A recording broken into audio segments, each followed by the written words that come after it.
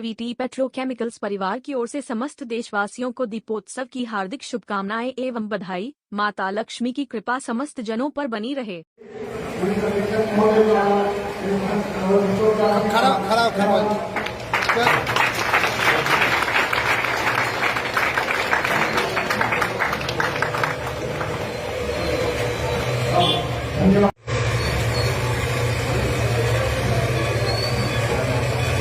नवरत्न के लिए देश सरकार कर्तव्यनिष्ठ लोकप्रिय पुलिस अधीक्षक आदरणीय सुशांत कुमार करोल जी, नवरत्न के एसडीपीओ आदरणीय ओम प्रकाश करोल जी, नवरत्न के डीएसपी हेडक्वार्टर आदरणीय सुनील कुमार पांडे जी और बीरपुर के दो इंस्पेक्टर आदरणीय विजय कुमार जी और आदरणीय राजकुमार सिंह जी, बीरपुर के थानाध्यक्ष आदरणीय राजेश कुमार रंजन जी, बीरपुर जमालपुर की मुखिया और अध्यक्षा आदरणीय शर्मा देवी जी, बीरपुर मध्य के मुखिया आदरणीय मनोज कुमार लाल जी, मां काली कीर्तन दल के अध्यक्ष आदरणीय नंदलाल मंडल जी, पूजा समिति के वरिष्ठ सदस्य आदरणीय प्रभात मिश्रा जी, पूजा समिति के सदस्य आदरणीय सोमनाथ झा जी, पूजा समिति के वरिष्ठ सदस्य आदरणीय धीरेन्द्र चंद्र जी, मां काली के पुरोहित आदरणीय जयंत कुमार शर्मा जी, पूजा समिति के सदस्य और बीरपुर जमालपुर के सरपंच आदरणीय अशोक कुमार गोस्वामी जी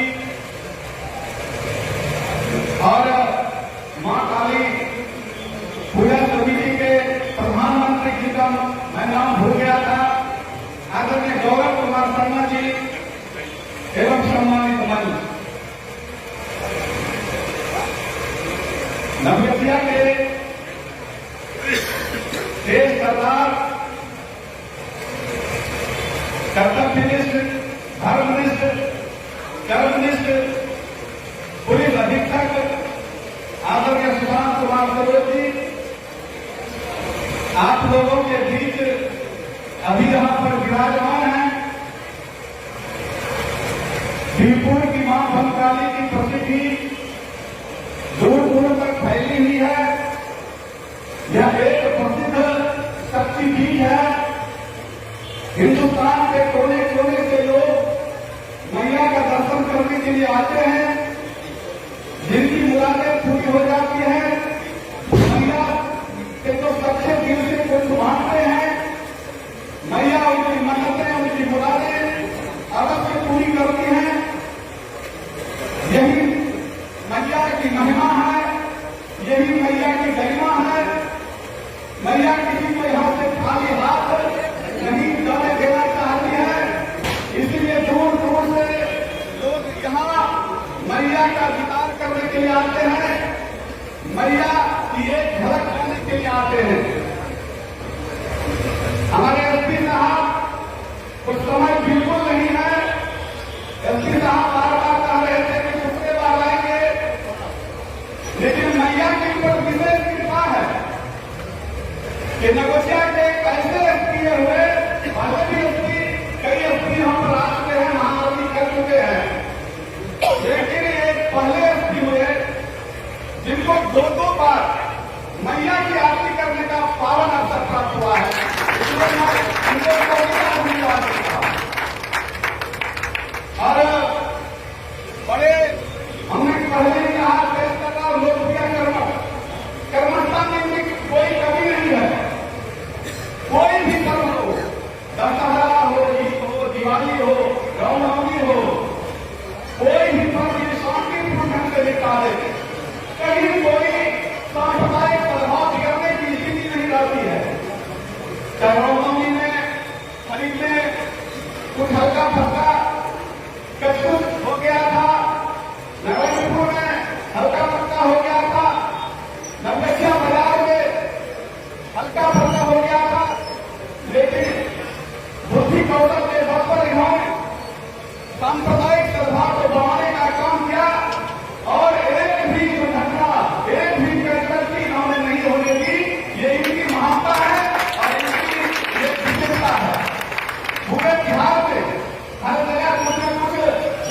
बातें हो जाती है, लेकिन अपनी बुद्धिमत्ता के बल पर, बुद्धिविवेक के बल पर ये आसानी से किसी भी समस्या को निपटा देते हैं। और मैं नाम नहीं लेना चाहूंगा, ये अपराध पर अपराधी से बच नहीं करते हैं। जो रंगदारी मांगकर के गुजरात भाग जाते हैं, वो भी इनकी पकड़ में, इनके रडार में आ जाते हैं और वो इनके गिरफ्त में आ जाते हैं। मैं बिहार के मुख्यमंत्री आदरणीय नीतीश कुमार जी को जरूर धन्यवाद दूंगा कि उन्होंने शराबबंदी लागू किया है बिहार में। राजा परीक्षित ने कलयुग को कहा था कि कलयुग तुम मेरे राज्य से निकल जाओ, तुम अधर्मी है, तुम्हारा मेरे राज्य में रहना उचित नहीं होगा। और कलयुग को मारने के लिए तैयार हो गया राजा परीक्षित। तो कलयुग ने कहा हमको तो आप अपने राज्य से बाहर कर रहे हैं, लेकिन मैं रहूंगा कहीं, मुझे भी कहीं आश्रय दीजिए, आप राजा है। तो राजा परीक्षित ने कहा कि आपका 4 किलो में बात होगा, आपका मध्य में बात होगा यानी नशा में, आपका युद्ध में बात होगा यानी जीवन में बात होगा, आपका विद्यालय में बात होगा, आपका हिंसा में बात होगा। तो उन्होंने राजा कलयुग ने कहा कि हमको कोई अलग अलग रहने के लिए आप बोल दिए, लेकिन कोई ऐसा जगह बताइए जहां मैं 100 परिवार रह सकूं। तो कहा कि जाओ तुम्हारा बात जो है सुवर्ण में भी होगा, जिसमें कोई परिवार के साथ रह सकूं। तो इन 5 चीजों से आपको छुटकारा पाना होगा। काम, क्रोध, लोभ, मोह जो है उससे छुटकारा पाना होगा। ये राजा परीक्षित ने ही कर दिया, क्योंकि इसमें कलयुग का बात है। हमारे एसपी साहब बार बार पीड़ा व्यक्त कर रहे थे कि आप अपने बच्चों को संस्कारी बनाइए, आप अपने बच्चों को शिक्षित बनाइए, क्योंकि यह बहुत बड़ी समस्या हो गई है। बिहार के मुख्यमंत्री शराबबंदी लागू किए हैं, बहुत हद तक शराबबंदी लागू हो भी गया है। हमारे एसपी साहब रोज पकड़वाते हैं शराब। पूरे नवसिया जिला में कहीं न कहीं शराब जो है कई पैकेट जो है पकड़ा जाता है। लेकिन एक दूसरा जो है कलयुग अब नशा के रूप में प्रवेश कर गया है हमारे समाज में, हमारे बच्चों में। तो कलयुग से अपने बच्चों को बचाना है, क्योंकि कलयुग ने ही कहा है कि नशा में, मध्य में बात होगा कलयुग का, परीक्षित ने कहा है। तो इसलिए आप अपने बच्चों को इस नशा से बचाइए। अब शराबबंदी तो लागू हो गई, बहुत हद तक कंट्रोल ही हमारे मुख्यमंत्री ने कर लिया, हमारे नवसिया जिला में एसपी साहब ने कंट्रोल कर लिया, डीपीओ साहब, हमारे एसपी साहब ने कंट्रोल कर लिया। लेकिन अब एक नया नशा में एसपी साहब हमारे समाज में प्रवेश कर लिया है। हमारे यहाँ पूरे नवसिया जिला में आपसे कुछ छुपा हुआ नहीं है। 18 वर्ष से लेकर के 30 वर्ष तक के बच्चे अफीम, चरस और क्या इसमें होता है, इसमें का आदि हो गया है, जो काफी घातक होता है। तो मैं एसपी साहब से और एसपी साहब के माध्यम से क्राइम मीटिंग में, विधि व्यवस्था वाली मीटिंग में हमारे मुख्यमंत्री बैठे हैं, तो एसपी साहब जरूर सलाह दें कि इसमें को भी पकड़वाने की उत्तम व्यवस्था करवाएंगे।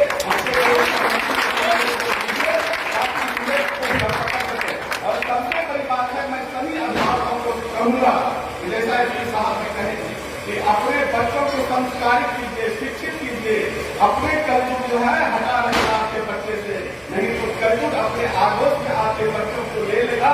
तो फिर सरकार फीकी पड़ जाएगी, पुलिस व्यवस्था फीकी पड़ जाएगी, एसपी साहब कितना परेशान होंगे, तो उससे आपके बच्चे को नहीं निकाल पाएंगे। इसलिए आपकी भी जिम्मेदारी है, अगर पुलिस की जिम्मेदारी है, सरकार की जिम्मेदारी है, तो आप जैसे अभिभावकों की भी जिम्मेदारी है कि अपने बच्चों को उस कलयुग से बचाइए, उस नशा के आदि होने से बचाइए, हिंसा से बचाइए। बार बार कह रहे थे कि हिंसा से बचाना है, क्रोध से बचाना है। हिंसा में जो है क्रोध होता है तो हिंसा होती है। तो बार बार जो है रिएक्ट नहीं हो जाना है, किसी बात को तुरंत प्रतिष्ठा का प्रश्न नहीं बना लेना है। इसलिए अपने आप को, अब बच्चों को, अपने आप को भी कलयुग से बचाइए। कलयुग है, घोर कलयुग आ गया है, बचाना है।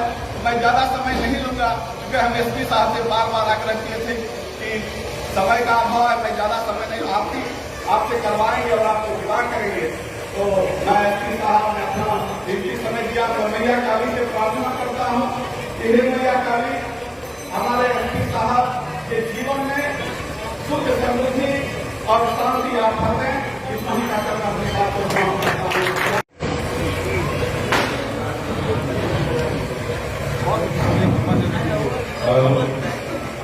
कर्मचारी मंदिर की बाजा में उपस्थित यहाँ के छात्र माताएं बहने और महिला की हमारी बहन हमारी बड़ी बहन स्थानीय मुखिया हमारे बाल नेता इंजीनियर महंत जी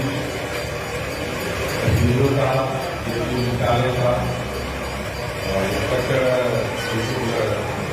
विनय कुमार राजकुमार थाना प्रभारी इन सभी का नाम नहीं ले पा रहा हूँ। सभी दूसरे प्रतिनिधि है यहाँ पर और जो मूर्ति निर्माण के हैं कलाकार जो है हमारे मीडिया के बंधु सबों को मेरा नमन है।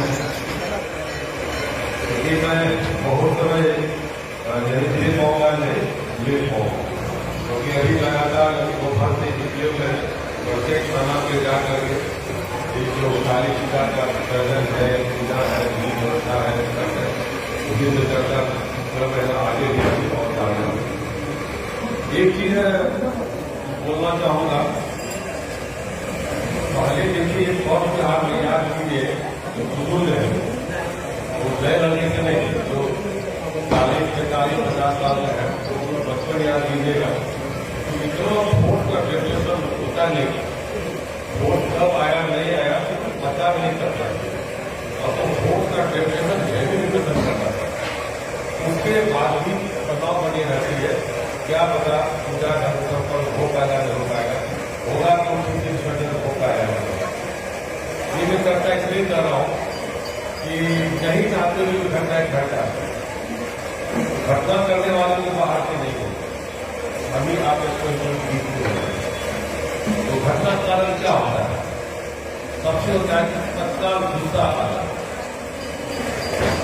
बिना बात के समझे हुए गुस्सा कर रहे हैं और पूजा करने आते हैं पूजा करने क्या करते हैं त्याग करते हैं क्या कोशिश करना है वहां बोलती त्याग करो क्या करना है दूसरे का मेरी बात हमने आ जाए अपने जांच पड़ताल कर लेगा आपस में बात कर लेंगे बस यज्ञ नहीं करता और जो नए लड़के हैं जो युवा पीढ़ी सामने खड़े हैं हम उनसे बात करें आप तुरंत यज्ञ मत करना हो सकता है कि जो तुम्हें मालूम हो रहा है या सुन करके या आंख से देख करके तो सच नहीं हो लेकिन बिना हम लोग सोचे समझे यज्ञ कर सकते गुस्सा कर सकते आप आपको बैठे घटना कर सकते बातचीत बताते हैं माता क्या करती है तो अपना गुस्सा हमें क्या करना फिर बोलती माँ को बांटना है प्रसाद तो अवश्य बांटी प्रसाद बनता है चावल का और उससे बड़ा प्रसाद क्या है आपकी प्रेम वह बोलते आपकी प्रेम बांटो हमारे घर में हम व्यक्ति है एक व्यक्ति है आप प्रतिनिधि है भूमिका है सब अलग अलग उनके दरबार में सब एक बोलती है अपने घर के मौत को लो वहाँ तो दो तीन बेटा होता है वहाँ करती क्यों बेटा में वहाँ भेदभाव करके तो बराबर वाला खाना खिलाती है खाने की होता है करना बराबर वाला देती है माँ विवाह बोलती है आप सभी मिलते हो जातीय धर्म के कारण यहाँ हम लोग धर्म के नाम से अपना अपना वो कर लेते हैं ऊपर सब एक किसी आधार पर नहीं लड़ता मतलब क्या है आपकी प्रेम बढ़ना कोई भेदभाव नहीं कोई भेदभाव नहीं और महत्वपूर्ण बातों में शेयर करना चाहूंगा माँ के दरबार में आए माँ का पूजा पूजा में भर के बात करता हूँ आपको लगेगा इस प्रकार कि भक्ति में थोड़ा में ये सब क्या बातें करें समाज की बातें घर में घट जाती है आप लोग आशा है कि सर ये हो गया है बच्चा जिंदगी बर्बाद हो जाएगा उसमें गार्जियन की पीड़ा समझ में आती है बच्चा गलती कर बैठता है और गार्जियन की जो लव है वो देखना पड़ता है और कुछ नहीं कर पाता सब करों से बदल अब माँ के दरबार हम क्या क्या गलती करते माँ के रूप में आप घर में कौन कौन है लड़की भी है या बहन रूप में या बेटी रूप में घर में बहू भी आती है घर में वृद्ध माता पिता भी रहते हैं, माँ भी वहाँ रहती है। माँ हर रूप में आगे घर में रहती है, चाहे माँ के रूप में हो, चाहे वो बहन के रूप में हो, चाहे बेटी के रूप में। हम उसका अपमान क्यों करते हैं? समाज को ये लगे कि हमें सही में पूजा करना है। मैं केवल यहाँ की बात नहीं कर रहा, मैं जनरल बात कर रहा हूँ। हर सत्ताओं के लिए सच्ची पूजा करना है। माँ का जो रूप हर घर में है, चाहे वो बेटी के रूप में हो, चाहे किसी के बहू के रूप में, उसका सम्मान क्यों मिलता है? उनकी बच्चियां होती हैं, अपराध कर बैठते हैं, अपराध करते खाना में केस होता है, जवानी लड़की है उसको क्राइम कर बैठते हैं, डॉक्टरों में केस करना पड़ता है। आप घर में शादी करके पत्नी को लाते हैं, पकाना का जोर हो जाता है, खाना में महिलाओं पर केस, माँ बूढ़ी हो जाती है, लाचार हो जाती है। जो माँ 5 बच्चों को जन्म देकर के पाल लेती है, उसको दुख कष्ट नहीं होने देती है, वही 5 बेटा माँ का पालन पोषण नहीं करता, माँ को निकालता है, घर से निकाल देता है। कई माताएं आती हैं उनके माँ ये कैसा कुछ है? माँ का जीवित जो आपके घर में है उसका अपमान कीजिएगा। तो माँ भी इनको जब मूर्ति बनाते हैं, जब शुरू करते हैं, माँ भी जागृत, माँ भी देखती है हमारा जो अंश है उसका अपमान समाज को करे। दूसरा देखो सरकार की उसकी कैसी व्यवस्था है, बेटी पढ़ाओ बेटी पढ़ाओ, बेटी पढ़ाओ बेटी पढ़ाओ। नफी माँ से जोड़, हट को माँ से जोड़ दे।